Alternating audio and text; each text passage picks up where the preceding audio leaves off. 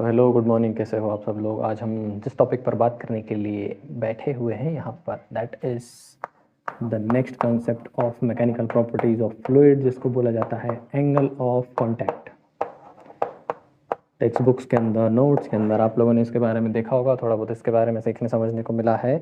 तो angle of contact basically है क्या? एंगल ऑफ कॉन्टैक्ट फ्लूइड किसी भी तरीके से अगर हम किसी भी कंटेनर के अंदर फिल कर देते हैं, कोई भी कंटेनर ले लो, टेस्ट ट्यूब ले लो, वाटर बॉटल ले लो, किसी भी चीज़ के अंदर कंटेनर के अंदर क्या कर दो, एक लॉन्ग कंटेनर के अंदर ट्यूब फिल कर दो उसको उस लिक्विड से। तो उसके अंदर क्या होता है ना कि हमारा लिक्विड जो है वो लिक्विड उस सरफेस के साथ, जिस कंटेनर में हमने पानी भरा हुआ है उस सरफेस के साथ क्या करने की कोशिश करता है, कॉन्टैक्ट बनाने की कोशिश करता है।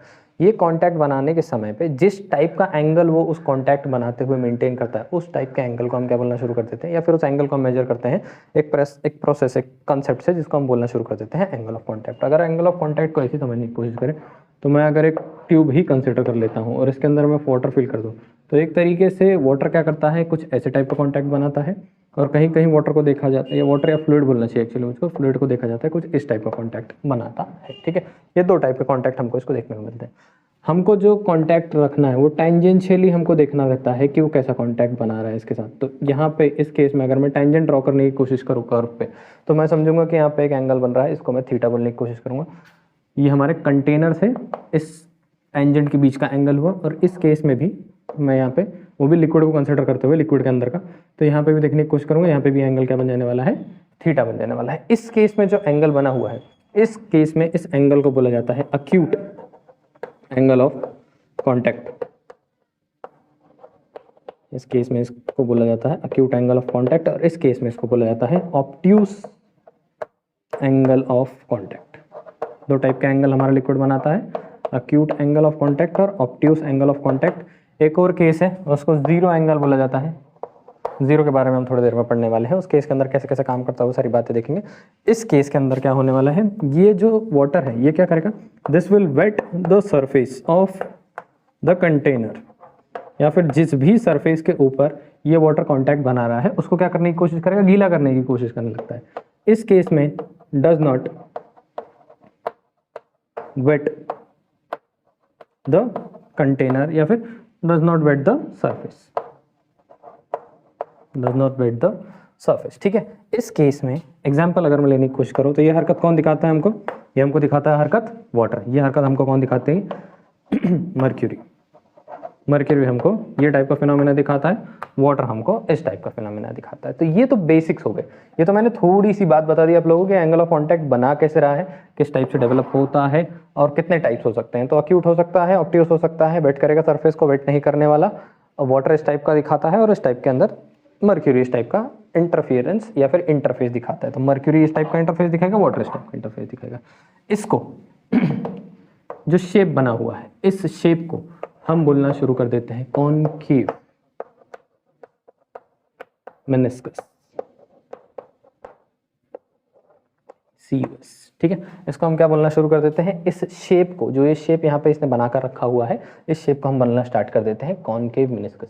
अब कॉनकेव मेनिस्कस को क्या बोला जाता है, concave meniscus is form due to acute angle of contact. How is concave meniscus form, by acute angle of contact. जब एंगल ऑफ कॉन्टैक्ट अक्यूट होगा तो कॉनकेव मेनिस्कस क्या होने वाला है, फॉर्म होने वाला है। अब कॉनकेव मेनिस्कस कैसे फॉर्म होगा, इसको हमको क्या करना पड़ेगा, थोड़ा टेक्निकलिटी में, थोड़ा डीप में ले जा करके देखना पड़ेगा। तो डीप में ले जाने के लिए मैं तुमको बताता हूँ कि अगर मैं एक सरफेस को कंसिडर करूँ, ये कुछ सरफेस है, ठीक है, इस सरफेस के ऊपर वाटर ने क्या कर रखा है, एक कॉनकेव मेनिस्कस बना रखा है।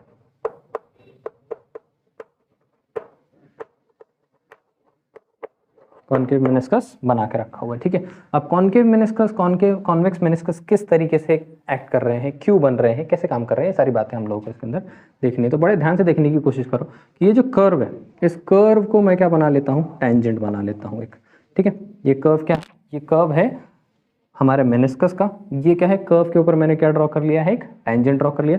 लिक्विड के अंदर सरफेस और टेंजेंट के बीच में जो एंगल बन रहा है, इस एंगल को मैं नाम दे देता हूं थीटा।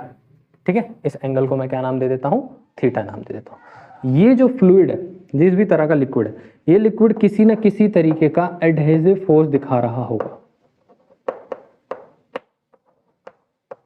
ठीक है, एडहेसिव फोर्स दिखा रहा होगा किसकी तरफ, सरफेस की तरफ, सरफेस के साथ कुछ ना कुछ बॉन्ड बनाने की कोशिश कर रहा होगा, ये इसका एडेसिव नेचर है, ठीक है। ये ऐसी एक और हरकत कर रहा होगा, ऐसे ही एक कोहेसिव फोर्स दिखा रहा होगा, ठीक है। ऐसे ही कोहेसिव फोर्स बन रहे होंगे, ये एडेसिव फोर्स एक डायरेक्शन में, कोहेसिव फोर्स एक डायरेक्शन में, तो इसके वजह से इनका रिजल्टेंट फोर्स एक डायरेक्शन में पड़ रहा होगा। ध्यान से समझने की कोशिश करना क्या हो रहा है यहाँ पर, कि यहाँ पे बेसिकली क्या हो रहा है कि मेरा एक लिक्विड सरफेस है, इसने कैसा शेप बना रखा है, कॉनकेव। मुझको समझना है कि ऐसा कॉनकेव शेप बना क्यों रहा है। तो सबसे पहले तो लिक्विड का कॉलम को अगर कंसिडर किया जाए तो लिक्विड का कॉलम क्या कर रहा है कि अडहेसिव फोर्स, ऐसा फोर्स है जो इस टाइप का मटेरियल, इस टाइप के मटेरियल के बीच में एक फोर्स बनाने की कोशिश कर रहा है, अट्रैक्शन बनाने की कोशिश कर रहा है। इसको मैं क्या बोलने की कोशिश कर रहा हूँ, इसको अडहेसिव फोर्स बोलूंगा। ये डायरेक्टेड है इनवर्ड द सॉलिड, सॉलिड के अंदर की तरफ इसका डायरेक्शन है, ठीक है। वैसे ही ये लिक्विड अपने खुद के मॉलिक्यूल्स के साथ भी कुछ ना कुछ अट्रैक्शन, फोर्स ऑफ अट्रैक्शन बना रहा होगा। ये फोर्स ऑफ अट्रैक्शन किस तरफ, किस डायरेक्शन में होने वाला है, लिक्विड के अंदर वाले डायरेक्शन में होने वाला है, that will B cohesive force. ये फोर्स इस डायरेक्शन में, ये फोर्स इस डायरेक्शन में, तो रिजल्टेंट कुछ बीच में पड़ रहा होगा। अब ये रिजल्टेंट का नेचर समझने की कोशिश करते हैं। अगर मैं इस पॉइंट को नाम दे देता हूँ ए, इस पॉइंट को नाम दे देता हूँ पी, इस पॉइंट को नाम दे देता हूँ आर और इस पॉइंट को नाम दे देता हूँ सी, पी ए। अच्छे, तो मेरे को वेक्टर्स मिल गए हैं कुछ, ए पी बार मिल गया है मुझको, वैसे ही ए आर बार मिल गया है मुझको, और वैसे ही ए सी बार मिल गया है मुझको। ए पी बार, ए आर बार और ए सी बार को ध्यान से अगर समझने की कोशिश करो तो A P bar is due to adhesive nature या अडहेसिव फोर्स, अडहेसिव फोर्स की वजह से। ए सी बार को देखने की कोशिश करो तो ये किसकी वजह से, फिर से कोहेसिव फोर्स है, एग्जिस्ट कर रहा है, उसका वेक्टर मैंने यहाँ पे कंसिडर कर लिया है। वैसे अगर मैं ए आर बोलने की कोशिश करता हूँ तो ये क्या है, this is nothing but the resultant of A P and A C. अब मेरे को एक बात समझ में आती है कि ये जो वाटर है इसके केस में सच कुछ ऐसी कंडीशन है कि इसका अडहेसिव नेचर जो है that is stronger than it's cohesive nature. मतलब आपस में वाटर खुद के बीच में जितना ताकत से एक दूसरे को कनेक्ट होते हैं उससे कंपैरेटिवली ज़्यादा ताकत से किसी दूसरी चीज़ को कनेक्ट करते हैं। अगर ये वाटर है तो वाटर इसकी तरफ ज़्यादा कांटेक्ट बना रहा है, आपस में कांटेक्ट क्या बना रहा है, कम बना रहा है। तो वाटर होने की वजह से क्या हो गया, इसका कोहेसिव नेचर थोड़ा सा कम है और इसका एडहेसिव नेचर थोड़ा सा ज़्यादा है। तो theta is somewhat lesser than 45 degree. 45 degree से क्या है कि theta nearly equal to 45 degree, लेकिन 45 से थोड़ा सा कम है। तो अगर मैं इसको ऐसे समझने की कोशिश करूं कि ये इस डायरेक्शन में जा रहा था, ये कम पड़ रहा है, थोड़ा सा कमज़ोर पड़ रहा है, ठीक है। अगर कमज़ोर पड़ रहा है तो इसका रिजल्टेंट जो है वो इधर नीचे की तरफ नहीं होगा, थोड़ा सा कैसा होगा, थोड़ा सा अंदर की तरफ भागने की कोशिश करेगा। This resultant is going to directed, will be directed inside the solid या सरफेस। जो बगल में जो सरफेस से कांटेक्ट बन रहा है, मेरा रिजल्टेंट उस सरफेस के अंदर दिखाई दे रहा है मुझको, ठीक है। अब मेरे रिजल्टेंट के साथ एक काम होती, कंडीशन रहती है कि फॉर स्टेबिलिटी, तुम लोगों को ये कहानी बार बार फिजिक्स में बोलना बताना पड़ेगा और तुम लोग याद रखना पड़ेगा कि फॉर स्टेबिलिटी एंड इक्विलिब्रियम, जितना भी सिस्टम है धरती पर या यूनिवर्स में, एक्चुअली सब कुछ कैसे स्टेट में रहना चाहिए, इक्विलिब्रियम में रहना चाहता है। कैसे स्टेट में रहना चाहिए, स्टेबल स्टेट में रहना चाहता है। कैसे स्टेट में रहना चाहता है, अपने पोटेंशियल एनर्जी को मिनिमम पे रखना चाहता है। तो अपनी पोटेंशियल एनर्जी को मिनिमम पे रखने के लिए, अपने आप को स्टेबल रखने के लिए, अपने आप को इक्विलिब्रियम में रखना हो, अगर इस लिक्विड को, इसको कोई फोर्स, कोई दबाव बर्दाश्त नहीं करना हो, जैसा हो मुझको कोई खींच रहा है उस तरफ, मुझको अगर इक्विलिब्रियम में जाना है तो मुझको क्या होना चाहिए, मुझको उस डायरेक्शन में जाना चाहिए, तब मेरे ऊपर फोर्स नहीं पड़ेगा। अगर कोई चीज़ मुझको खींच रही है और मैं इधर ही रुका हूँ तो मेरे ऊपर फोर्स पड़ रहा है, मैं ये फोर्स बर्दाश्त नहीं करना चाहता। सिंपल सेंस में मैं स्टेबल रहना चाहता हूँ, तो स्टेबिलिटी के लिए मैं क्या करूँगा, अपने ऊपर फोर्सेस ना बर्दाश्त करने के लिए मैं जाने लगूँगा। इस लिक्विड को अब क्या हो रहा है ना, इस लिक्विड को अंदर की तरफ वाटर खींच नहीं पा रहा है उतना, बाहर की तरफ वाटर क्या कर रहा है, इस एडहेसिव नेचर में खींचने की कोशिश कर रहा है। तो ये क्या करेगा, अपने रिजल्टेंट को हमेशा ए आर बार जो है should be normal to tangent, normal to the tangent. जो रिजल्टेंट हमारा ए आर बार बनता है, इक्विलिब्रियम में क्या होना चाहिए कि इसको अगर मैं नाम दे देता हूँ A T, tangent A T bar, ठीक है। ये क्या होने की कोशिश करेगा, ये कंटिन्यूअसली इसको परपेंडिकुलर रहने की कोशिश करेगा। सारे ब्रह्मांड में अगर ये टेंजेंट है तो ये नॉर्मल है, हमेशा याद रखना कि एक दूसरे को क्या होते हैं ये लोग, परपेंडिकुलर। स्टेबल रहने के लिए ये दोनों हमेशा एक दूसरे को परपेंडिकुलर रहते हैं। तो नॉर्मल इस केस में जो बनेगा वो तुम्हारा रिजल्टेंट फोर्स का वेक्टर है, वो कैसा होने की कोशिश करेगा, हमारे टेंजेंट को परपेंडिकुलर होने की कोशिश करेगा। तो शुरुआत में तो वाटर का सरफेस कुछ ऐसा था, सीधा था, तो ये नीचे की तरफ पॉइंट कर रहा था। वाटर ने कैसा सरफेस बना लिया, ये ऐसा सरफेस बना रहा है। क्यों? क्योंकि उस तरफ जो फोर्स है वो इस तरफ इसको खींच रही है। तो जो सीधा वाटर था वो कैसा बनाने की कोशिश करा, अपने उंगलियों को कर्व करके दिखा रहा हूँ, देखो वाटर क्या करने की कोशिश करा, अपने आप को कर्व करेगा ताकि इसका जो रिजल्टेंट है वो हमारे टेंजेंट को क्या हो जाए, परपेंडिकुलर हो जाए। Should be AR should be perpendicular normal to, हाँ normal to the tangent, normal should be perpendicular होना चाहिए। AR should be normal to the tangent and perpendicular to the tangent. तो परपेंडिकुलर होना चाहिए इसको इस केस में। तो परपेंडिकुलर हो जाएगा तो इसको क्या मिल जाएगा, तुरंत इक्विलिब्रियम मिल जाने वाला है। जैसे इसको इक्विलिब्रियम लेना होगा तो ये अपना शेप क्या बना लेने वाला है, कुछ इस टाइप का बना लेगा। इस वजह से क्या फॉर्म कर लेगा, कॉनकेव मेनिस्कस फॉर्म कर लेगा। इसको क्या बोला जाता है, इसको बोला जाता है acute angle of contact. Such type of liquid जिसके अंदर एडेसिव नेचर ज़्यादा होगा, कोहेसिव नेचर कम होगा, वो क्या करने वाला है, वेट करने वाला है सरफेस को। कंप्लीटली वेट नहीं बोल रहा हूँ, सिर्फ वेट करने वाला है, गीला करेगा। कंप्लीटली वेट हम कहाँ देखने वाले हैं, नेक्स्ट वाले कंसेप्ट, नेक्स्ट वाले कंसेप्ट में देखेंगे, जहाँ पे जीरो एंगल ऑफ कॉन्टैक्ट होने वाला है, जहाँ पे कोई फोर्स होगा ही नहीं, नेग्लिजिबल हो जाएगा। तो उस केस में क्या करेगा, पानी पूरा अपनी जान दे देगा सरफेस के ऊपर ही। ठीक है, तो ये सरफेस के बारे में तुमको यहाँ पे पढ़ना है। This is how concave meniscus is formed. ठीक है, तो 2 मिनट के लिए रुकूंगा और 5 4 3 2 1 और अब करता हूँ इसको रब। तुम लोगों को इसको करना है कॉपी। So done. ठीक है, तो this was about concave meniscus या फिर acute angle of contact.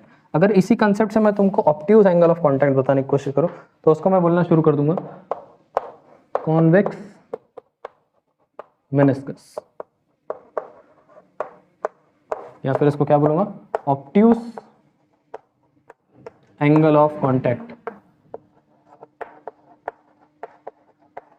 Angle of contact इस केस में क्या होने वाला, ऑब्ट्यूज। तो ये वाला कंडीशन है कुछ। तो मैं फिर से अपने लिक्विड को कंसिडर कर लेता हूँ कि ये एक सरफेस है। ये सरफेस एक्चुअली में ऐसा कंटेनर है। ठीक है, ये कंटेनर के एक हिस्से को, मतलब इतना समझो, इतने पार्ट को कंसिडर कर रहा हूँ सिर्फ। ठीक है, तो ये सरफेस है मेरा। सरफेस के ऊपर लिक्विड ने क्या कर रखा है, ऐसा कुछ कॉन्टैक्ट बना के रखा हो। अब अगर मैं कर्व को टेंजेंट बनाने की कोशिश करता हूँ तो इस तरीके का टेंजेंट बन जाएगा। थोड़ा सा इसको नीचे ले लेता हूँ। ठीक है, इस तरीके से टेंजेंट बन जाएगा। अब लिक्विड के अंदर से सरफेस को पकड़कर टेंजेंट के बीच में जो एंगल बन जाता है, इसको मैं नाम दे देने वाला हूँ थीटा। ठीक है, इसको मैं क्या नाम दे दूंगा, थीटा दे दूंगा। अब ध्यान से देखना कि इस केस में हो क्या रहा है। इस केस में हमेशा पहली चीज़ तो तुम्हारा, इसको मैं अगर नाम दे देता हूँ A, तो इसको मैं नाम देता हूँ P। तो इस केस में भी क्या होने वाला है कि AP that is due to adhesive nature, वापस से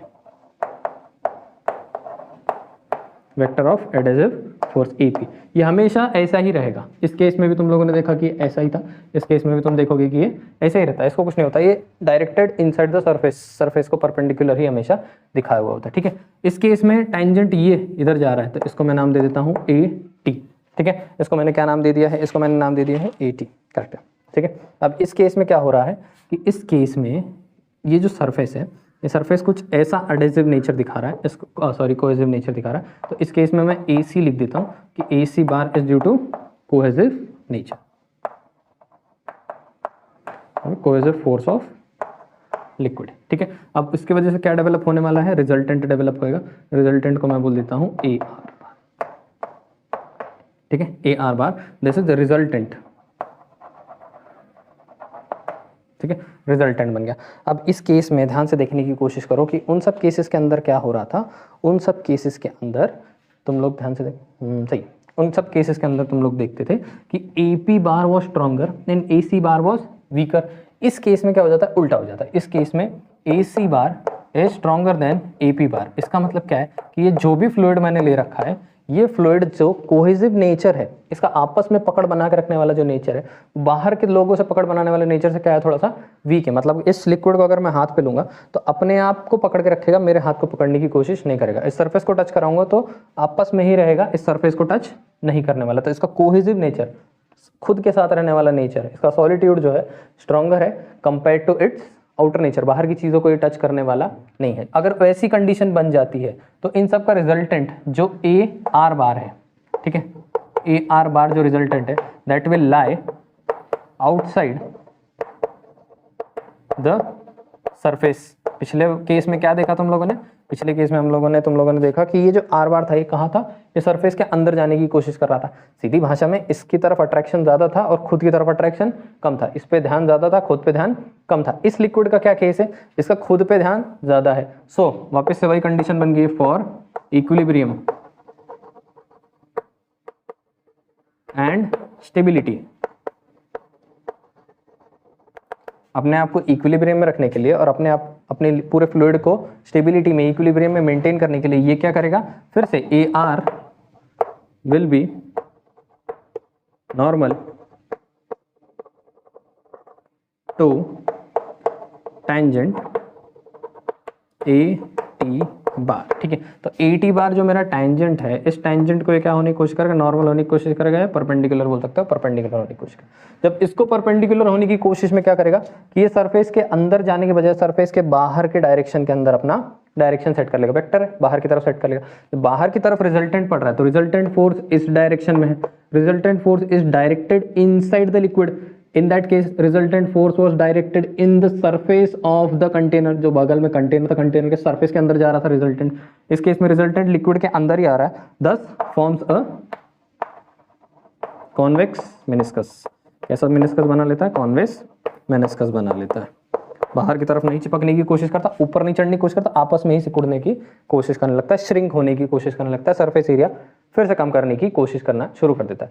इसको क्या बोला जाता है, this is obtuse angle of contact. और ऐसा नेचर कौन दिखाता है, ऐसा नेचर मर्क्यूरी दिखाती है और मर्क्यूरी दिखाते हुए which does not wet the surface. अब ये अच्छी बात है ना कि सरफेस को वेट नहीं कर रहा। समझो तुम थर्मोमीटर ले लो और वो सरफेस को ही वेट करना शुरू कर देगा तो थोड़ा सा तो परेशानी देगा थर्मोमीटर से टेम्परेचर मेजर करने में।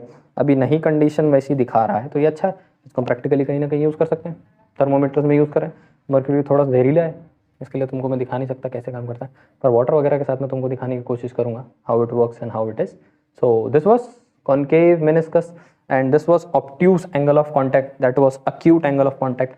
अब अक्यूट समझ लिया, ऑब्ट्यूस समझ लिया। मैं घूमना शुरू कर दूँ तो तुम लोग पॉज करके कॉपी करना कर लिया करो, because I will be spontaneously rubbing and erasing everything. Next concept जिसके बारे में अब हमको पढ़ना है that is zero angle of contact. तो ऑब्ट्यूस देख लिया, अक्यूट देख लिया, थर्ड कॉन्सेप्ट जिसके बारे में हमको देखना है that is zero angle of contact. अब जीरो एंगल ऑफ कॉन्टैक्ट कब बनने वाला है, बड़ा सिंपल है। अगर सरफेस है, सरफेस के ऊपर angle of contact he zero है। समझो अगर कर्व होगा तो कर्व को मैं टेंजेंट बनाऊंगा, कर्व होगा तो कर्व को मैं टेंजेंट बनाऊंगा, लाइन होगी तो लाइन के, अब ये ऐसा घुमा हुआ है तो इसको टेंजेंट ऐसे जा रहा है। अगर ये लाइन ऐसे सीधी हो जाए, ध्यान से समझना, ऐसे ये इसको कर्व है, अगर ये लाइन ऐसे सीधी हो जाए तो इसका टेंजेंट भी क्या हो जाएगा, इसी के ऊपर ओवरलैप हो जाने वाला है। तो ये टेंजेंट भी क्या हो गया, इसी के ऊपर ओवरलैप हो गया। तो अगर मैं इस पॉइंट को ए कंसिडर करता हूँ तो ये तो मुझको दिखता है ए टी, ठीक है, और ये A P inside the surface, container के सरफेस के डायरेक्शन में adhesive force A T, tangential force A T पे ध्यान दोगे, और नेट कोहेसिव फोर्स इसके केस में कितना हो जाता है, इसके ऊपर नेट कोहेसिव फोर्स ही ऑलमोस्ट जीरो है। तो एसी का कुछ एग्जिस्टेंस ही नहीं है। एसी इस टाइप का लिक्विड जो है वो किस तरीके से क्या कर रहा है कि खुद में कोई अट्रैक्शन रखता ही नहीं, सिर्फ अट्रैक्शन रखता है बाहर वाली चीज़ों से। अगर ये इस डायरेक्शन में, ये इस डायरेक्शन में है तो मुझको लगता है कि ए आर इस डायरेक्शन में आ जाएगा, परपेंडिकुलर टू द टेंजेंट। ठीक है, this type of liquid will completely wet the surface, पूरे सरफेस को पूरी तरीके से वेट कर देने वाला है। इस केस में कोहेसिव नेचर जो है वो इस फ्लूइड का कुछ भी नहीं है, कोहेसिव नेचर इसका नेग्लिजिबल है, एडहेसिव नेचर इसका स्ट्रॉन्ग है। कोहेसिव नेचर है भी, लेकिन एडहेसिव का समझो मैग्नीट्यूड बहुत ज़्यादा है और कोहेसिव का कंपैरेटिवली बहुत कम है, तो नाम मात्र के लिए है बस। तो ऐसा लिक्विड क्या करने वाला, पूरा सरफेस को वेट कर देगा, चढ़ जाएगा पूरा सरफेस के ऊपर का ऊपर ही, समझ लो ऐसे ही कि पूरा वेट कर देगा, थोड़ा भी इसको गीला नहीं छोड़ेगा, मतलब सूखा नहीं छोड़ेगा। ठीक है, इसको क्या बोला जाता है, this is zero angle of contact. ठीक है, अब इसको ग्रैब कर रहा हूँ। नेक्स्ट तुमको बताता हूँ condition for convexity and concavity.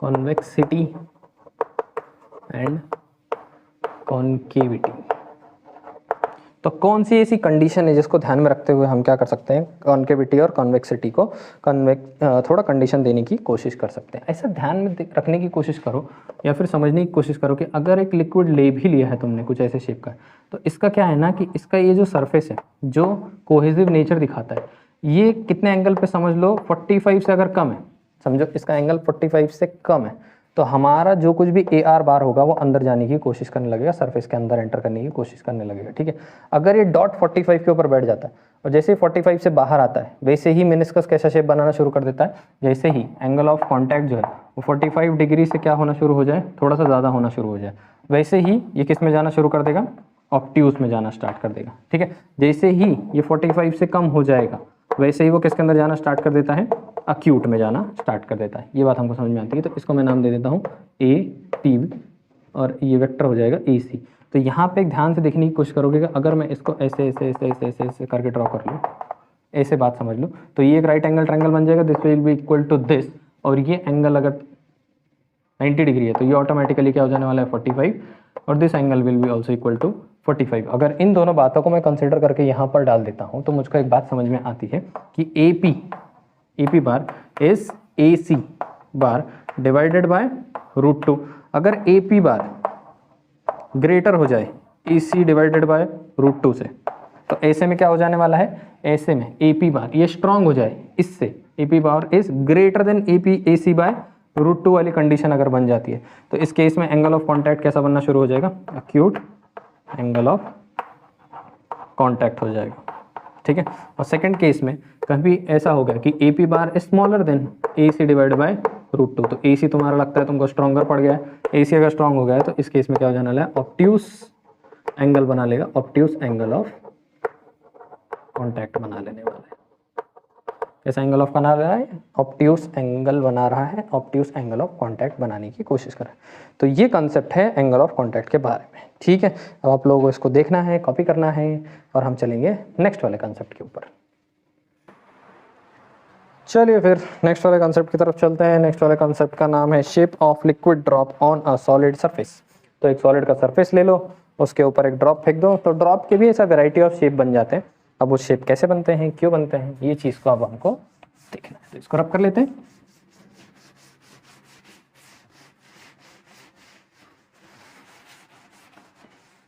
ठीक है, तो थोड़ा सा और लाइट आने देंगे ताकि क्लियर दिखे।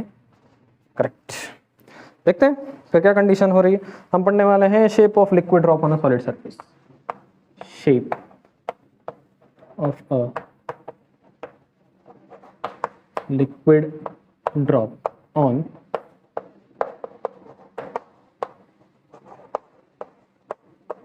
Solid surface. तो कोई भी सॉलिड का सरफेस ले लो, इस सॉलिड सरफेस के ऊपर एक ड्रॉप डाल दो, पानी का डाल दो, किसी भी लिक्विड का डाल दो, तो वो लिक्विड किस तरीके का शेप उसके ऊपर बनाता है। तो मैं तुमको जनरली पहले तो एक डायग्रामेटिकली बताने की कोशिश करता हूँ कि वो किस तरीके का शेप बना लेता है। अगर ये सरफेस है तो एक तो वो शेप बनाता है कुछ ऐसा, ठीक है, और अगर एक सरफेस कंसिडर करो उसके ऊपर वो शेप बना लेता है ऐसा।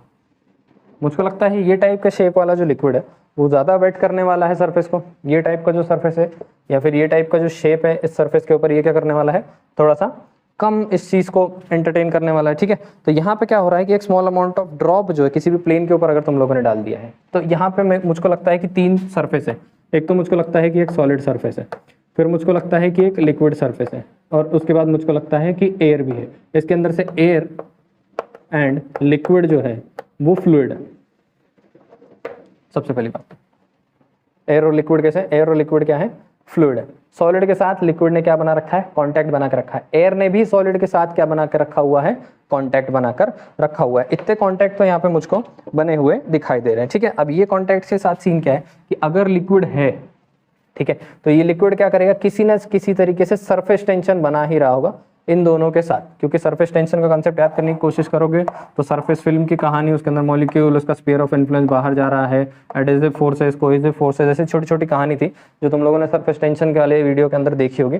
तो सरफेस टेंशन वो क्या करने की कोशिश कर रहा है, बनाने की कोशिश कर रहा। सरफेस टेंशन अगर बना रहा है तो उस वजह से क्या हो रहा होगा, कुछ ना कुछ तो फोर्स डेवलप हो रहा होगा। ठीक है, तो अगर मैं उन फोर्सेस को नाम देने की कोशिश करूँ तो मैं T1 लिख सकता हूँ, T2 लिख सकता हूँ, T3 लिख सकता हूँ। अब T1 is force due to surface tension between liquid and solid. ठीक है, तो ये लिक्विड और ये सॉलिड के बीच में क्या डेवलप हो रहा है, कुछ ना कुछ टेंशन डेवलप हो रहा है, दैट विल बी टेंजेंशियल, उसको मैं नाम दे देने वाला हूं T1। ठीक है, T2 will be force due to surface tension, ST जहां पे लिख रहा हूं वहां पे सरफेस टेंशन बिटवीन, इस केस में that is solid and air.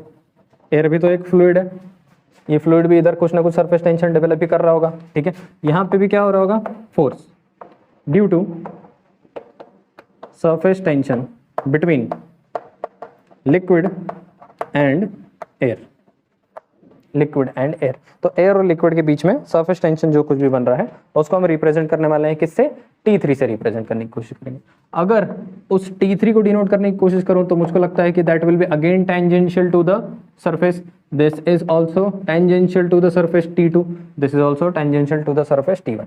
इस केस में भी क्या हो रहा है, इस केस में T3 again tangential to the surface, this is again T2 and इधर नजदीक में ही कहीं तो है T1 between the liquid and the solid surface. ठीक है, अब इस केस में देखने की कोशिश करो कि ये जिस एंगल पे आ रहा है इसको एंगल को मैं नाम दे देने वाला हूँ थीटा, ये भी जिस एंगल पे ना आ रहा है इस एंगल को मैं नाम दे देने वाला हूँ थीटा। ठीक है, तो मैंने इसको क्या दे रखा है, इसको मैंने एंगल पे नाम दे रखा है। अब यहाँ पर क्या होगा कि अगर इसका रिजल्टेंट ड्रॉ करने की कोशिश करो तो वर्टिकल हो जाएगा, हॉरिजॉन्टल हो जाएगा, साइन थीटा हो जाएगा, T3 साइन थीटा, इसको मैं नाम दे दूंगा T3 कॉस थीटा दे देने की कोशिश करता हूँ। ठीक है, अब यहाँ पे T1 T2 T3 के बीच में क्या होने वाला है, कुछ ना कुछ रिलेशनशिप होने वाला है। अगर मैं लेफ्ट साइड जाने वाले फोर्सेस और राइट साइड जाने वाले फोर्सेस कंसीडर करता हूँ तो मैं ऐसा लिख सकता हूँ कि T2 will be equal to T1 plus T3 cos of theta, उस तरफ T2 इस तरफ T1 और T3 का कंपोनेंट कॉस थीटा। अगर मैं लिख दूँ T2 minus T1 is equals to T3 cos theta for the sake of equilibrium, तो मुझको अगर कॉन्टैक्ट फाइंड आउट करना हो एंगल तो cos theta will be T2 minus T1 divided by T3। ठीक है, इधर तक तो कोई प्रॉब्लम नहीं है। अब ये केस में ऐसा शेप तब मेंटेन होने वाला, थोड़ा सा मैं इसको दो पार्ट में डिवाइड करूंगा। ठीक है, ऐसा शेप तब मेंटेन होने वाला है when T2 will be greater than T1।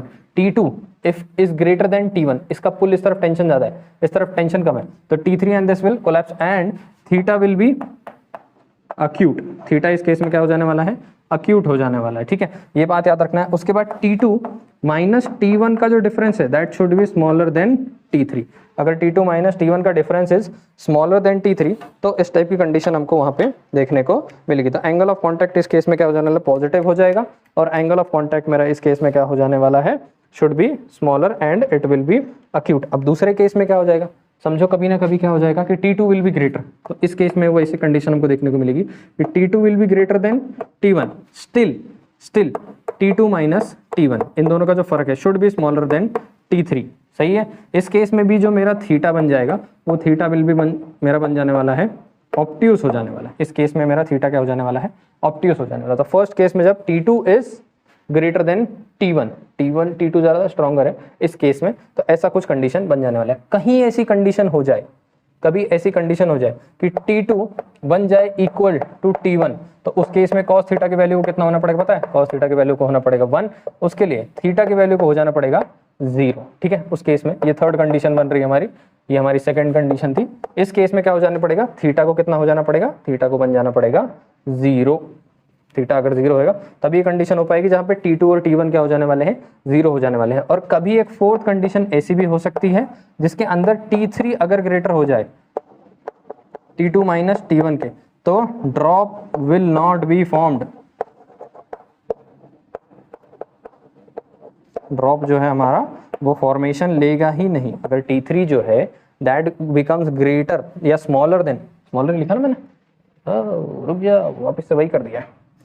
ठीक है, T3 if T3 become smaller than T2 minus T1, तो उस केस में क्या हो जाने वाला है, उस केस में the drop will not be formed, हमारा ड्रॉप उस केस में बनेगा ही नहीं, और सॉलिड सरफेस के ऊपर लिक्विड क्या कर जाएगा, पूरी तरीके से स्प्रेड हो जाने वाला है। ठीक है, बस यही छोटी सी बात थी। दिस वाज द शेप कि किस तरीके से एक ड्रॉप जो है, अगर एक लिक्विड ड्रॉप एक सॉलिड के ऊपर डाल दिया जाए तो वो किस टाइप का शेप बना लेता है। बहुत छोटा कॉन्सेप्ट है, बहुत बेसिक है, फटाफट मैं बता रहा हूं आप लोगों को, देखो कॉपी करो। चले नेक्स्ट कॉन्सेप्ट देखते हैं। Next concept is excess pressure across free surface of a liquid. छोटे छोटे कॉन्सेप्ट हैं, फिनोमिना हैं जिनके बारे में तुम लोग पता होना चाहिए। अंडरस्टैंडिंग ही सब कुछ है। हम कितना अच्छे से फिजिक्स को समझते हैं, यही हमारी हेल्प करता है इन एवरी एस्पेक्ट, चाहे कंपटीशन हो, चाहे एग्जाम्स हो, चाहे प्रैक्टिकलिटी हो लाइफ में, हर जगह इट ऑल मैटर्स कि आप लोगों को कॉन्सेप्ट के साथ कनेक्शन कितना ज़्यादा अच्छा। ठीक है, तो नेक्स्ट कॉन्सेप्ट जिसके बारे में हम लोग पढ़ने वाले हैं that is nothing but excess pressure across the free surface of a liquid. Excess pressure across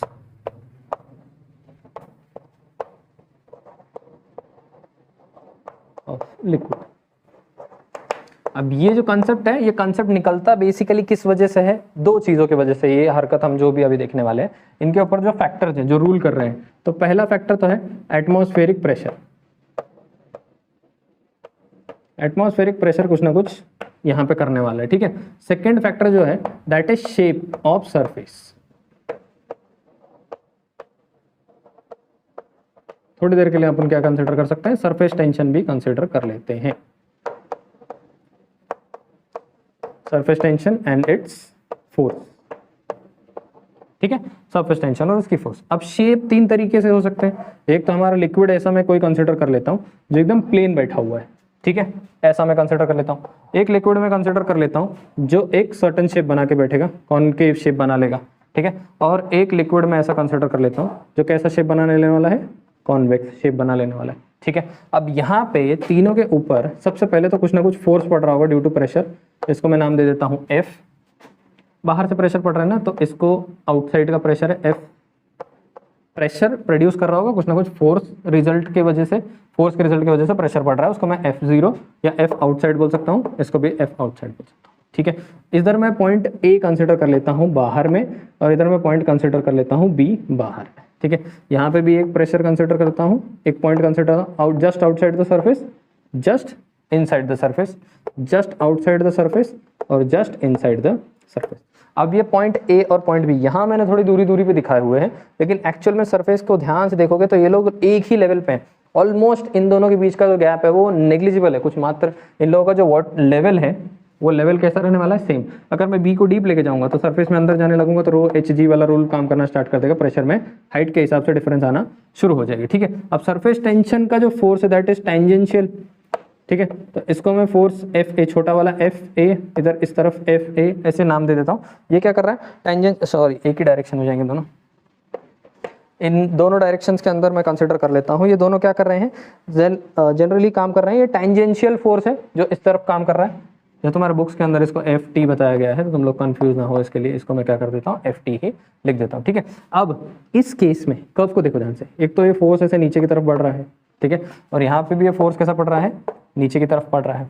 अब इस टाइप का लिक्विड ऐसा कुछ शेप बनाएगा सरफेस, और इस टाइप के लिक्विड को अगर मैं एक सरफेस पे डाल दूंगा तो ऐसा शेप बना लेने वाला है। लगता है ऐसा गोल हो रहा है खुद ही। पहले अगर अकेला होगा तो कैसा ड्रॉप बना लेगा। इसके बाद नेक्स्ट वाला कंसेप्ट जो हम लोग देखने वाले हैं वो वही होने वाला है, formation of a drop and bubbles. तो यही है कहानी, तो इसको ही लेकर के मैं आगे बढ़ने वाला हूँ। तो ध्यान से देखने की कोशिश करो, इसका सरफेस कैसा है? कर्व्ड है। अगर मैं इसको टेंजेंट बनाने की कोशिश करूँ तो ये टेंजेंट कैसा है? इस डायरेक्शन में। ये टेंजेंट कैसे जाएगा? इस डायरेक्शन में जाएगा। ये ऐसा टेंजेंट हुआ, ये ऐसा टेंजेंट हुआ, इसको मैं बोल सकता हूँ एफ टी, इसको मैं नाम दे सकता हूँ एफ टी।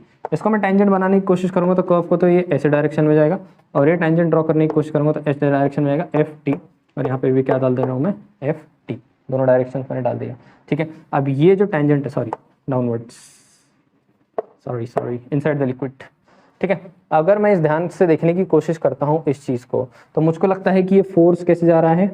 नीचे की तरफ। एटमॉस्फेरिक प्रेशर की वजह से जो फोर्स पड़ रहा है वो नीचे की तरफ।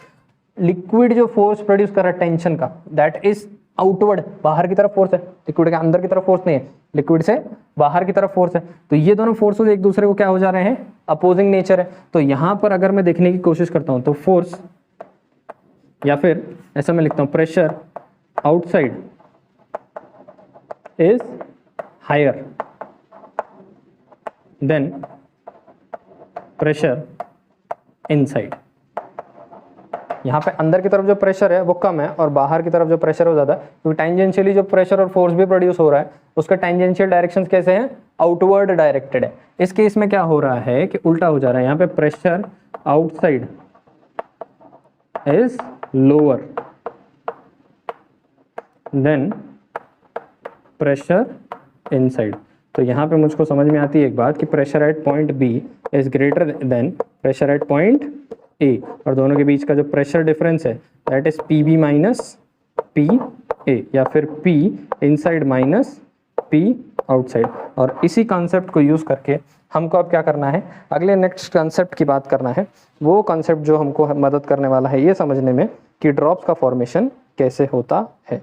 तो मैं 2 सेकंड के लिए रुकूंगा, आप लोग इसको भी कॉपी करोगे और हम लोग तुरंत मूव करेंगे किस डायरेक्शन में, towards explanation of formation of drop bubbles, की ड्रॉप बबल्स बनते कैसे हैं। ठीक है, कर रहे हो कॉपी कर रहे हो, पॉज करो कॉपी करो। और ये मैंने इसको किया रब,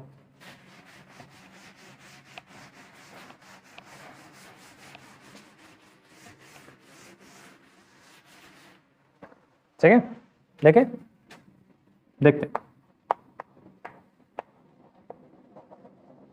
formation of drops and bubbles, है बबल बबल जो भी है एली करेक्ट, ठीक है। तो देखने की कोशिश करते हैं कि ड्रॉप्स एक्चुअली करते कैसे हैं। तो ऐसा कोई कंडीशन अभी 2 मिनट पहले देखा जहाँ पे इंटरनल प्रेशर, मतलब लिक्विड के अंदर वाला जो प्रेशर है वो प्रेशर अगर ज़्यादा हो और आउटसाइड वाला प्रेशर थोड़ा सा कम हो, तो वाटर थोड़ा सा कैसा शेप बनाने की कोशिश करने लगता है, कर्वी शेप बनाने की कोशिश करने लगता है, स्पीयर बनाने, आपस में कन्वर्ज होने की कोशिश करता है। इसका कोहेसिव नेचर ज़्यादा स्ट्रॉन्ग है, इसका एडहेसिव नेचर थोड़ा सा कमजोर है। तो मैं एक लिक्विड कंसिडर कर लेता हूँ जो ऐसी हरकत कर रहा है, जिसने एक ड्रॉप का शेप बना रखा है। इस लिक्विड का जो भी स्पीयर इसने बना के रखा हुआ है उसका रेडियस में कंसिडर कर लेता हूँ r। अंदर इस पॉइंट पे जो प्रेशर है उसको मैं नाम दे देता हूँ पी आई, और बाहर एक सर्टन डिस्टेंस के ऊपर एक सर्टन डिस्टेंस है डेल्टा आर डिस्टेंस पे, वहाँ पे मैं प्रेशर को कंसिडर कर लेता हूँ पी। ठीक है, अगर मैं यहाँ पे एक्सेस प्रेशर की बात करूँ तो मुझको लगता है कि इनसाइड प्रेशर इज हायर, तो inside pressure minus outside pressure अगर मैं कर दूं तो मुझको किसकी वैल्यू मिल जाएगी, मुझको वैल्यू मिल जाएगी फटाक से एक्सेस प्रेशर की वैल्यू मिल जाएगी। अगर मैं इंटरनल अंदर वाले स्पीयर की बात करता हूं तो उसके वॉल्यूम को अगर मैं कंसिडर करने की कोशिश करूं, ठीक है, तो उसका वॉल्यूम मुझको क्या मिलेगा 4 पाई आर स्क्वायर, सॉरी इसका सरफेस कंसिडर करने की कोशिश करूंगा तो क्या मिल जाने वाला है मुझको 4 पाई आर स्क्वायर। इसका सरफेस एरिया मुझको मिल जाता है, जिसको मैं क्या दे देता हूँ नाम, एरिया 1 दे देता हूँ, वॉल्यूम का नहीं करेंगे, इसको मैं नाम दे देता हूँ A1। अगर मैं सेकेंड एरिया फाइंड आउट करने की कोशिश करूँ, अगर मैं इसको डेल्टा आर डिस्टेंस अगर बढ़ा दूँ, पॉइंट इस प्रेशर तक ला लूँ, तो यहाँ पे मेरा एरिया क्या बन जाएगा 4 pi R plus delta R the whole square. ठीक है, मैंने क्या किया, आर के अंदर ये देखो इतना डिस्टेंस क्या कर दिया है और ऐड कर दिया है, इसको मैं नाम दे देता हूँ डेल्टा आर। ठीक है, इतना डिस्टेंस ऐड कर दिया। अगर मैं इसी को थोड़ा सा एक्सपांड करने की कोशिश करूँ तो मैं लिख सकता हूँ क्या 4 पाई, आगे मैं लिख दूँ R square plus 2r delta R plus delta R का स्क्वायर। ठीक है, अगर मैं और थोड़ा सा इम्प्रोवाइज करूँ तो मैं लिख सकता हूँ 4 pi R square plus 8 pi R delta R plus 4 pi delta R का स्क्वायर। ये 4 पाई मैंने सब में क्या कर दिया है, डिस्ट्रीब्यूट कर दिया है, सब्सटीट्यूट कर डाला है अंदर। मेरे आर और पाई को लेकर के कंफ्यूज मत होना, ये आर है और ये पाई है, सेम ही दिख रहा होगा, फिर भी मेरा आर जो है वो थोड़ा सा ऐसा ब्लंट रहेगा, पाई मेरा थोड़ा सा शार्प रहने वाला, देखना, समझ रहे हो। ठीक है, अब यहाँ पे क्या हो जाता है कि थोड़ी सी एक बात कंसिडर करने की कोशिश करो कि delta R is small, very small, बहुत छोटा है, तो डेल्टा आर का स्क्वायर तो साला और छोटा हो जाएगा, विल बी नेग्लिजिबल। तो इस वजह से जहाँ पे डेल्टा आर स्क्वायर आ रहा है उस पॉइंट को मैं 0 कंसिडर कर सकता हूँ। मुझको लगता है A2 will be 4 pi R का square plus 8 pi R delta R. थोड़ा सा और सुधारने की कोशिश, 4 पाई आर स्क्वायर को देखो क्या है, 4 pi R square is nothing but A1, तो इसके जगह पे क्या लिखा जा सकता है A1 plus 8 pi R delta R is equals to क्या हो जाने वाला है, A2 हो जाने वाला है। ठीक है, अगर ये A2 हो गया तो मैं ऐसे लिख सकता हूँ delta A2 minus A1 is equals to 8 pi R delta R. तो A2 minus A1 is nothing but delta A, change in area is 8 pi R delta R. ये बन गया मेरा इक्वेशन नंबर 1। ठीक है, ये बात मुझको समझ में आ गई कि चेंज इन एरिया मुझको DA क्या मिल गया है, DA is 8 pi R delta are. अब सबसे पहली चीज़, हम लोगों ने सरफेस एनर्जी में पढ़ा था कि surface energy was nothing but surface tension पर इनटू एरिया, ठीक है। Surface energy was potential energy, surface energy surface की potential energy. Potential energy can be defined as work done. Potential energy उतनी ही होती है जितना अमाउंट ऑफ वर्क डाला है, तो सरफेस एनर्जी की जगह पे कौन बैठेगा? Potential energy. पोटेंशियल एनर्जी की जगह पे कौन बैठ जाएगा? वर्क। तो मैं ऐसा लिख सकता हूँ कि dW is surface tension T into dA, correct है, ठीक है। अभी वर्क है तो work can be written as force into displacement is tension into dA, फिर से सही है। Force can be written as work can be written as force into displacement is equal to into dA। dA तो अभी हम लोगों ने find out किया कितना है, 8 पाई r डेल्टा r। तो फोर्स इंटू dx लिखने के बजाय, सॉरी मैं dx नहीं लिखना चाहिए, उसको dr लिखना चाहिए, गलती हो गई। dr जो अमाउंट ऑफ डिस्प्लेसमेंट है ना, dr, तो dr भी नहीं होगा, d डेल्टा r होगा। अब इसको मैं क्या कर लेता हूँ, थोड़ा सा इम्प्रोवाइज कर लेता हूँ, डेल्टा r, ठीक है। फोर्स इंटू डिस्प्लेसमेंट dx, और इसको मैं क्या कर लूँगा, डेल्टा r कर लूँगा। इज इक्वल टू t को ऐसे रहने देता हूँ, डेल्टा a को मैं लिख सकता हूँ 8 पाई r, ठीक है, ध्यान देना 8 pi r into delta r, ठीक है। अब ये डेल्टा r ने डेल्टा r को क्या कर दिया, कट कर दिया। मुझको f is equals to t times of 8 pi r मिला हुआ है। f is equals to 8 times of 8 pi r मिला हुआ है। अब यहाँ पे से फिर से मैं इसको इक्वेशन नंबर 1 बना लेता हूँ। मुझको पता है pressure is force upon area, ठीक है। इसको मैं थोड़ा सा अगर सुधारने की कोशिश करूँ तो मैं लिख सकता हूँ excess pressure is force upon area, ठीक है, फोर्स अपॉन एरिया। फोर्स मैंने अभी अभी फाइंड आउट किया। एक्सेस प्रेशर मेरा क्या था, एक्सेस प्रेशर है मेरा P inside minus P outside. Force मैंने अभी अभी पता किया वो कितना है, T into 8 pi R divided bye, नीचे क्या लिख रहा हूँ मैं, एरिया लिख रहा हूँ 8, ठीक है। अब 4 पाई R, आप लोगों को क्या करना पड़ेगा, इतना कॉपी करना पड़ेगा 2 सेकंड के लिए, फिर मैं रब करके आगे की तरफ मूव करता हूँ ताकि आप लोगों को दिखाई देते रहे कि हो क्या रहा है, ठीक है। तो होपफुली 2 मिनट रुक गया था मैं, इसको आप लोगों ने देख लिया होगा।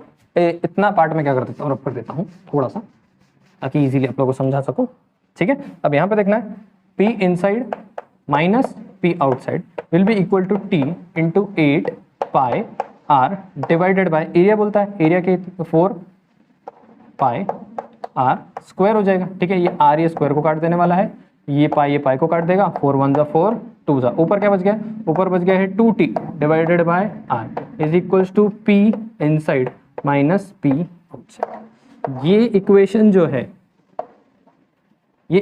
है it is valid for water drop या ड्रॉपलेट्स, ठीक है। लेकिन जैसे ही तुम बबल्स में आ जाते हो, बबल्स के अंदर क्या हो जाता है कि बबल्स के अंदर 2 सरफेस हो जाते हैं, एक इंटरनल सरफेस हो जाता है और एक एक्सटर्नल सरफेस हो जाता है। तो एरिया जो है ना, एरिया 2 से मल्टीप्लाई हो जाने वाला है, इस वजह से वो क्या हो जाता है, P inside minus P outside will be equal to 4T divided by R। 2 के बजाय वो क्या हो जाता है, 2 सरफेस हो गए, एक अंदर का सरफेस और एक बाहर का सरफेस, उस वजह से इनसाइड वाले को हम 2T बाय R बोलना स्टार्ट कर देंगे और बाहर वाले सरफेस को हम 4T बाय R से फाइंड आउट करना स्टार्ट कर देते हैं। इस इक्वेशन को बोला जाता है लाप्लासिस लॉ ऑफ स्फेरिकल मेम्ब्रेन। इसको हम बोलना स्टार्ट कर देंगे लाप्लासिस लॉ ऑफ स्फेरिकल मेम्ब्रेन। कुछ इस टाइप का क्वेश्चन भी आएगा इसके ऊपर।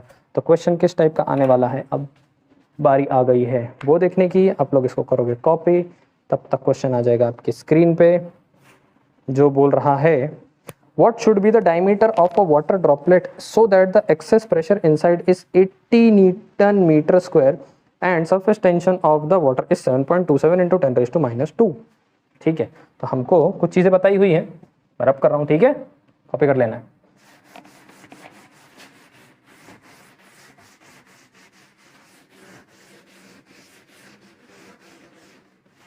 देखें, देखो क्वेश्चन क्या बताने की कोशिश कर रहा है। क्वेश्चन बोल रहा है कि what should be the diameter of the water droplet. देखते हैं क्या कह दिया हुआ है, ठीक है। Diameter of the water droplet मिलने वाला तो तुमको रेडियस है, रेडियस को तुम क्या कर देने वाले हो, डायमीटर बाय 2 करके फाइंड आउट करने वाले हो, तुमको इससे वही मिलने वाला है, ठीक है। If the excess pressure inside, मतलब मुझको क्या बता रहा है कि Pi minus P0 is 80 Newton पर मीटर स्क्वायर की वैल्यू मुझको दी हुई है। And the surface tension of the water, liquid होना चाहिए ना, surface tension of the water is nothing but 7.27 into 10⁻², 7.27 into 10⁻², Newton पर मीटर स्क्वायर, न्यूटन पर मीटर। ठीक है, ये मुझको टेंशन बता दिया, फाइंड आउट करना है मुझको डायमीटर, कौन सी बड़ी बात है। P I minus P zero is equals to 2t divided by R, R find out करना है, that will be 2t divided by P I minus P zero. Tension बताया 2 into 7.27 into 10⁻² divided by P I minus P zero, that will be 80। इन सब को divide करोगे तुमको radius का value मिलेगा। फाइनली इसका आंसर तुम लोगों को मिलने वाला है 4 के आसपास कुछ, दैट विल बी 3.6 इंटू 10⁻3। जैसे इसको आप लोग सॉल्व करोगे यहाँ पे आंसर पे आ जाने वाले हो। इसी तरीके से ये सारे न्यूमेरिकल्स आप लोगों को सॉल्व करने हैं, बहुत बेसिक सिंपल कंसेप्ट। और एक छोटा सा कंसेप्ट बाकी है, that is capillarity rise and capillarity fall, capillary rise and fall, that is effect and whatever. चलो फिर नेक्स्ट एक लास्ट कंसेप्ट जिसके बारे में अब हमको पढ़ना बाकी रह गया है, that is capillarity, capillary tube, capillarity action. देखते हैं, इसको रब कर दे रहा हूँ, होपफुली सब लोगों ने देख लिया है इसको। देखते हैं कैपिलरी राइज या कैपिलरी फॉल क्या है, कैपिलैरिटी क्या है। Sorry capillarity. ठीक है, तो कैपिलरी राइज और कैपिलरी फॉल के अंदर एक छोटे से कंसेप्ट के बारे में हमको पढ़ना है, कुछ ज़्यादा बड़ा वॉल्यूम नहीं है क्वेश्चंस का इसके अंदर। तो कैपिलरी राइज और कैपिलरी फॉल कुछ भी नहीं होता। हम लोगों ने शेप्स के बारे में अभी थोड़ी देर पहले देखा था। हम लोगों ने देखा था कि जब सरफेस के साथ कांटेक्ट हो रहा था तो वो किस तरीके का शेप बना रहा था। एक हरकत हमने ये देखी है, एक सरफेस के साथ कांटेक्ट बना रहा था, किस तरीके का शेप देखा था हम लोगों ने, ऐसे कुछ होते देखा हुआ है। थोड़ी देर के लिए हमने वाटर और मर्क्यूरी को ऐसी हरकत करते देखा हुआ था थोड़े टाइम पहले। ठीक है, अब वाटर और मर्क्यूरी को क्या कर देते हैं, कैपिलरी में भर देते हैं, जिसका डायमीटर रेडियस 1 mm के आसपास नियरली होता है। वेरी फाइन कैपिलरी ट्यूब होती है जिसका इतना डायमेंशन होता है, और इस डायमेंशन के अंदर हम क्या कर देते हैं, उसको फिल कर देते हैं। तो एक कंटेनर ले लो, ठीक है, और इस कंटेनर के अंदर वो ट्यूब को फिल कर दो और उसके अंदर मर्क्यूरी डाल देते हैं। तो मुझको लगता है कि मर्क्यूरी का शेप कुछ ऐसा हो जाने वाला है। ठीक है, और वापस से एक कंटेनर ले लेता हूँ और उस कंटेनर के अंदर वाटर भर देता हूँ। तो मुझको लगता है कि उस वाटर के अंदर क्या हो जाएगा, उसका शेप कुछ ऐसा हो जाने वाला है। ऐसा कुछ शेप उसके अंदर क्या भर लेगा, वाटर भर लेगा। इसके अंदर मैंने क्या फिल कर रखा है, मैंने मर्क्यूरी डाल रखी है, और इसके अंदर मैंने क्या डाल रखा है, इसके अंदर मैंने वाटर डाल के रखा। ठीक है, मर्क्यूरी के साथ एक कंडीशन है, वाटर के साथ एक कंडीशन। थोड़ी देर में हम लोग देखेंगे तो क्या होगा कि मर्क्यूरी जो है वो कुछ ऐसा नेचर दिखाएगा। तो कैपिलैरिटी के अंदर क्या हो जाएगा, थोड़ा सा नीचे उतर आएगा। ऐसे कैपिलरी ट्यूब में क्या हो जाएगा, थोड़ा सा नीचे चले जाएगा। और वाटर को थोड़ी देर बाद हम लोग अगर देखेंगे तो वाटर हमको समझ में आएगा कैपिलरी ट्यूब के अंदर कैसे हरकत करने वाला है। प्राइस थोड़ा सा और ऊपर उठ जाएगा, इस तरीके से क्या कर जाएगा, राइज कर जाएगा एक सर्टन हाइट h तक। ठीक है, अब हमको ये बात समझनी है, फिनोमेना समझना है कि ऐसी हरकतें क्यों करता है, राइज क्यों कर लेता है और फॉल क्यों कर लेता है। सबसे पहले तो यहाँ देखना है कि मेनिस्कस का शेप कैसा बन रहा है। ठीक है, तो हम 1 बाय 1 एक एक करके सबको कंसिडर करने की कोशिश करते हैं। पहले हम कैपिलरी फॉल के बारे में देखेंगे, फिर हम सेकेंड केस में राइज के बारे में देखेंगे। तो अगर मैं फॉल को समझने की कोशिश करता हूँ, फॉल के केस में क्या हो रहा है कि मैंने कंटेनर लिया, कंटेनर के अंदर ट्यूब फिल कर दी है, ट्यूब में मैंने मर्क्यूरी फिलअप कर दिया है। अब नेक्स्ट केस में थोड़ी ही देर बाद क्या हो जाएगा कि ये कैपिलरी थोड़ा सा नीचे आ जाने वाली है अपने फ्लूइड को लेकर के। कैपिलरी नीचे नहीं आएगी, फ्लूइड उसके अंदर नीचे आ जाएगा। ठीक है, मैं इसके अंदर थोड़े से पॉइंट्स कंसिडर कर लेता हूँ। मैं बाहर यहाँ पर एक पॉइंट कंसिडर कर लेता हूँ ए, यहाँ पर जस्ट सरफेस के नीचे एक पॉइंट कंसिडर कर लेता हूँ बी, यहाँ पे एक पॉइंट कंसिडर कर लेता हूँ सी, और यहाँ पे एक पॉइंट कंसिडर कर लेता हूँ डी। 4 पॉइंट पे मैंने पॉइंट्स कंसिडर कर लिए हैं, ए पे, बी पे, सी और डी के। अब यहाँ पर क्या हो गया, इधर भी वो पॉइंट ए है, यहाँ सरफेस थोड़ा सा नीचे आ गया है बी, यहाँ पर है सी और यहाँ पर है डी। ठीक है, अब सिर्फ एक छोटी सी बात यहाँ पर होने वाली है, ध्यान देना है, बड़ा इंटरेस्टिंग है। अब A and C are exposed to atmosphere, atmosphere को एक्सपोज्ड है। ठीक है, B and D are at same horizontal level. कैसे है ये लोग, सेम हॉरिजॉन्टल लेवल के ऊपर। अब हो क्या रहा है, इस हिसाब से मैं बोल सकता हूँ कि pressure at A is equals to pressure at C, ठीक है। उसके बाद मैं बोल सकता हूँ कि pressure at B is equals to pressure at D. But थोड़ी देर पहले, जस्ट थोड़ी देर पहले हम लोगों ने ये देखा था, एक स्पेरिकल सरफेस के अंदर जब इस तरीके के ड्रॉप बन रहे थे, तो इनसाइड जब सरफेस के बारे में मैंने तुमको बताया था यही वीडियो के अंदर, एक प्लेन सरफेस था, एक ऐसा सरफेस था कॉन्वेक्स शेप बना रहा है, और एक ऐसा सर कॉन्केव शेप बना रहा है, और यहाँ पे कैसा बना रहा है, कॉन्वेक्स शेप बना रहा है। ऊपर से ध्यान देखने की कोशिश करो, इस पॉइंट के ऊपर इनसाइड प्रेशर कैसा था, ज़्यादा था। इधर क्या हो गया था, आउटसाइड प्रेशर कैसा था, ज़्यादा था। और यहाँ पे दोनों साइड पे प्रेशर कैसे थे, सेम थे। जिस तरफ कर्व होता है उस पॉइंट पे मुझको फील हो रहा है कि प्रेशर कैसा होता है, थोड़ा ज़्यादा होता है। तो इस वजह से मैं बोल सकता हूँ कि pressure at point B is greater than pressure at point A। Pressure at point B क्या हो जाएगा, प्रेशर एट पॉइंट A के बराबर हो जाएगा। कैपिलरिटी बहुत पतली है, तो एटमॉस्फेरिक प्रेशर का इतना इफेक्ट हो नहीं पाता इसके ऊपर, होता ही है, ऐसी बात नहीं है कि नहीं हो नहीं पाता, पर ठीक है थोड़ी देर के लिए अभी वैसे कंसिडर करके चलेंगे। तो प्रेशर एट B, तो अपने इस प्रेशर को बैलेंस करने के लिए कैपिलरिटी क्या कर लेती है, थोड़ा सा अपने आप को क्या करती है, नीचे की तरफ मूव हो जाती है, ताकि pressure which is inside, pressure अंदर की तरफ क्या है, ज़्यादा है, तो ये ज़्यादा प्रेशर क्या करता है, इसको थोड़ा सा क्या कर देता है, नीचे की तरफ मूव कर देता है। इस वजह से this gives rise to capillarity fall, और इसको कैपिलरिटी फॉल बोला जाता है। सेकंड कंडीशन जिसके अंदर कैपिलरिटी क्या हो रही है, कैपिलरिटी राइज हो रही है। तो राइज होने वाले कंडीशन में क्या होगा कि मेरे पास फिर से वाटर है, वाटर मैंने कहाँ डाल रखा है, एक ट्यूब में डाल रखा है, ट्यूब के अंदर इसने कॉन्वेक्स कॉन्केव शेप बना रखा है, कॉन्वेक्स अंदर की तरफ शेप बना के रखा है। पॉइंट A कंसिडर कर लूँगा यहाँ पे, पॉइंट B कंसिडर कर लूँगा यहाँ पे, C कंसिडर करूँगा यहाँ पे, और पॉइंट D को कंसिडर करूँगा यहाँ। सेम कंडीशन अगर मैं उसकी तरह ही यहाँ पर लगाता हूँ, तो शेप्स अभी हम लोगों ने देखे थे कि किस तरीके से काम कर रहे थे, वो शेप्स के अकॉर्डिंग अगर मैं देखता हूँ तो कैपिलरिटी इस पॉइंट पे क्या कर जाती है, राइज कर जाती है। इसका मेजर रीज़न क्या हो जाएगा, सिर्फ यही कहानी वापस से लिखने वाला हूँ, पर यहाँ पे क्या होने वाला है कि pressure at A is greater than pressure at B। So to find stability and equilibrium, the capillarity will rise, या फिर the capillarity will show rise in the liquid column. यहाँ पे पी ए के साथ क्या कर जाएगा, थोड़ा सा राइज कर जाएगा। तो ये तो है बेसिक फिनोमिना कि बेसिकली हो क्या रहा है। अब फिनोमिना के अलावा हमको क्या करना पड़ता है, हमको थोड़ा सा समझना पड़ता है कि ये जो राइज और फॉल हो रहा है इसके कुछ ना कुछ एक्सप्रेशन भी बन रहे होंगे। तो इसके एक्सप्रेशन को समझने के लिए हम इसके एक्सप्रेशन को डिराइव करेंगे सबसे पहले, और उसके ऊपर कुछ प्रॉब्लम्स भी देखने वाले। तो एक्सप्रेशन समझने के लिए मुझको कैपिलरिटी को देखना पड़ेगा, ठीक है। कैपिलरी ट्यूब कंसिडर कर लेता हूँ। कैपिलरी ट्यूब के अंदर फिलहाल मैंने क्या डाल दिया है, फिलहाल मैंने वाटर डाल दिया। अगर इस कर्व को कंसिडर करता हूँ, ध्यान देना, अगर इस कर्व को कंसिडर करता हूँ तो इसको ऐसा एक पूरा सर्कल बनाया जा सकता है। इसका कहीं ना कहीं सेंटर होगा, सेंटर से इधर तक के डिस्टेंस को मैं क्या नाम दे देता हूँ, R।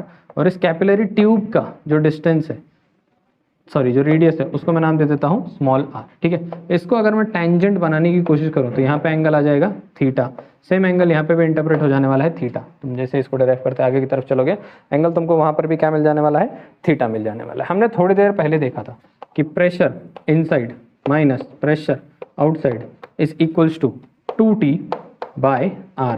R यहाँ पे रेडियस ऑफ कर्वेचर है फॉर द मेनिस्कस। ये सब तुम लोगों ने फुली लिख लिया होगा, इसको मैं रब कर दे रहा हूँ, ठीक है। तो यहाँ पे pressure inside minus pressure outside है। फिर प्रेशर की ही सीधा बात कर लेता हूँ। प्रेशर मुझको पता है कि एट डेप्थ क्या हो जाएगा, H rho G। Certainly height gain करने वाला है या फिर डेप्थ गेन करने वाला है, डिपेंडिंग अपॉन द सरफेस कैसा है, उसका मेनिस्कस कैसा है, कॉनकेव है या कॉन्वेक्स है। क्या करेगा, कुछ ना कुछ हाइट गेन करेगा, या तो कैपिलरिटी राइज कर जाएगी या तो कैपिलरिटी फॉल हो जाएगी। तो कुछ ना कुछ हाइट में डिफरेंस आएगा, हाइट में डिफरेंस आएगा तो प्रेशर क्या हो जाने वाला है, P1 minus P2 will be actually nothing but pressure at a certain height और certain depth, that will be H rho and G। वो टाइम पे हम H को या तो पॉजिटिव लेंगे या तो नेगेटिव लेंगे, डिपेंडिंग किस तरीके से हम उसको काम करने वाले। तो यहाँ पे मैं लिख सकता हूँ 2T बाय R। इसको मैं इक्वेशन नंबर 1 बन लेता हूँ थोड़ी देर के लिए, ठीक है। अब इसको R को देखने की कोशिश करो तो मैं ऐसा लिख सकता हूँ कि cos theta is adjacent side upon hypotenuse that is R। Adjacent side theta का एडजेसेंट R, थीटा को मिल गया तो R। अगर मुझको कैपिटल R चाहिए होगा तो मैं उसकी जगह पे लिख सकता हूँ R divide by cos theta. इस वैल्यू को अगर मैं यहाँ पे डाल दूँ तो मैं लिख सकता हूँ क्या, H rho G is equals to 2T, sorry मेरे को यहाँ R नहीं लिखना चाहिए, कैपिटल R लिखना चाहिए। कैपिटल R की जगह पे मैं लिख सकता हूँ R, और ये cos थीटा क्या हो जाएगा, ऊपर आ जाने वाला है, ठीक है। तो मैं यहाँ पर अगर हाइट फाइंड आउट करने की कोशिश कर रहा हूँ तो मैं ऐसा इसको फॉर्मूला बना सकता हूँ 2T cos theta divided by R rho G, ठीक है। ये मेरा फॉर्मूला बन जाएगा किसके लिए, अगर मैं हाइट फाइंड आउट करने की कोशिश कर रहा हूँ। अगर मुझको टेंशन फाइंड आउट करना है तो मैं क्या कर दूंगा, इस R को वहाँ पे भेज दूंगा, R H rho G divided by T को ये रखूंगा डिवाइड बाय 2 कॉस थीटा। ठीक है, ये फॉर्मूला इस तरीके से मैनिपुलेट हो जाएगा। समझो मैं थीटा फाइंड आउट करने की कोशिश कर रहा हूँ, तो मैं यहाँ पे क्या कर देने वाला, cos theta is equals to R H rho G divided by 2t, या फिर theta can be written as cos inverse of R H rho G divided by 2t। ठीक है, तो ये है कहानी। अगर हमको हाइट फाइंड आउट करना हो, अगर हमको टेंशन फाइंड आउट करना हो, या फिर हमको angle of contact find out करना हो, जो तुमको इस क्वेश्चन के अंदर फाइंड आउट करने के लिए बोला जा रहा है। तो देखो क्वेश्चन क्या बोलता है कि capillarity tube of radius 5 × 10⁻⁻⁴ metre, radius की जगह पे 5 × 10⁻⁻⁴ मीटर, ठीक है, is immersed in a beaker filled with mercury. The mercury level inside the tube is found to be 8 × 10⁻³ mercury है, ध्यान देना, सुनो, मर्क्यूरी है, नीचे जाएगा, नीचे उतर जाएगा, तो ये जो हाइट है इसको हम क्या करने वाले हैं, माइनस में कंसिडर करेंगे, नीचे उतर रहा है इसके लिए -8 × h की जगह पर हम लिखने को -8 × 10⁻³ है, -3 है, ठीक है, multiply by density of mercury 13600, कुछ दिमाग लगाने का इसके अंदर काम नहीं है, 1.3 × 13600 हो जाएगी, और उसके बाद जी 9.8 ग्रेविटी ही है, 9.8 divided by 2 times of surface tension भी हमको दिया होगा कि determine the angle of contact between mercury and, तो ये सब किसके अंदर जा रहा है, कॉस इनवर्स ऑफ। ठीक है, फाइंड आउट क्या करने बोला गया है मुझको, एंगल फाइंड आउट करने के लिए बोला गया of mercury if the surface tension is 0.465 newton metre. ये सब कुछ कैलकुलेट कर लेने के बाद, ये सब कुछ मल्टीप्लाई डिवाइड, लास्ट में तुम लोगों को कॉस इनवर्स फाइंड आउट करने के लिए लॉग टेबल का इस्तेमाल करना पड़ेगा, लॉग टेबल भी यूज कर सकते हैं। The answer will be 124 degrees 58 minutes. Obtuse दिखता है, एंगल को देखो ध्यान से, एंगल क्या है, अक्यूट है, ऑब्ट्यूस है, 124 ऑब्ट्यूस एंगल है। सरफेस को देखो, सरफेस कैसा मेनिस्कस बना रहा है, फिर एंगल कैसा बनाता था उस टाइम पे, याद है थोड़ा बहुत, अभी तो 2 मिनट पहले किया था, ऐसे कर रहे थे तो ऐसे बना रहा था angle, acute angle of contact, obtuse angle of contact, इन सारी चीज़ों के बारे में यहाँ पे बात हुई थी। तो this was obtuse angle of contact, find out भी किया तो 148 डिग्रीज के आसपास मिलेगा तुमको इसका आंसर। बेसिक कैलकुलेशन है ना, संभालना पड़ेगा इतना, वरना नहीं हो पाएगा, फिर मुश्किल हो जाएगा, और वीडियोज़ में इतना सारा लेंथी कैलकुलेशन कर भी नहीं सकते। मैंने तुमको सारा फ्रेमवर्क बता दिया। 0. कुछ भी नहीं कर पाओ, 0.465 को 0.5 कंसिडर कर लो, आधा 1/2, 2 ऊपर चले जाएगा, 2 इसको किसी न किसी को कट कर देगा, सब कुछ मटेरियल आ जाने वाला है मल्टीप्लिकेशन में, मल्टीप्लाई करके कॉस इनवर्स निकाल लो, बहुत सिंपल है। तो इस तरीके से तुम सरफेस टेंशन से और इसके आगे रिलेटेड सारे के सारे क्वेश्चन जो भी कैपिलरिटी पे आएंगे, वो सारे क्वेश्चन से ऐसे ही 3 फॉर्मूले से सॉल्व कर सकते हो। हाइट फाइंड आउट करने बोला तो, टेंशन फाइंड आउट करने बोला तो, थीटा फाइंड आउट करने बोला, थीटा ही तुम्हारा क्या बनने वाला है, एंगल ऑफ कॉन्टैक्ट बनने वाला है। सो यहाँ पर आने के बाद हम हाइड्रोस्टैटिक्स का जितना पार्ट था वो हाइड्रोस्टैटिक्स का पार्ट कवर कर चुके हैं, मतलब जितना भी पानी रेस्ट पे था तो पानी रेस्ट पे हो चुका जितना रहना था। ठीक है, नेक्स्ट कंसेप्ट जब हम स्टार्ट करेंगे उसके अंदर water will be in motion, the fluid will be in motion. Most of the time water ही बोलेंगे, फ्लूइड बोलने के बाद हम वाटर पे ही कर लेते हैं काम। ठीक है, वाटर एंड मर्क्यूरी डेंसेस्ट, अगर हमको कहीं जरूरत पड़ेगी, जैसा इस मेनिस्कस का शेप हमको जब चाहिए रहता ना तो मर्क्यूरी का यूज़ करना पड़ रहा है, तो ज़्यादा से ज़्यादा हम यूज़ करने वाले हैं मर्क्यूरी। ठीक है, तो इनके बारे में थोड़ी बहुत चीज़ें याद रखिए। तो आज के लिए, इस लेक्चर के लिए अभी हाइड्रोस्टैटिक्स को हम यहाँ पे करेंगे क्लोज। थोड़े बहुत न्यूमेरिकल्स ऑफलाइन और ऑनलाइन बैचेस फेस करने वाले हैं इसके ऊपर, MCQs, DPPs वगैरह वगैरह। और नेक्स्ट लेक्चर के अंदर हम पढ़ने वाले हैं हाइड्रोडायनेमिक्स के बारे में, जहाँ पे आपको इक्वेशन ऑफ कंटिन्यूटी, बर्नौली, इनके बारे में काफ़ी कुछ देखने को मिलने वाला है। ठीक है, तब तक के लिए क्लोज करते हैं इसको, बाय बाय।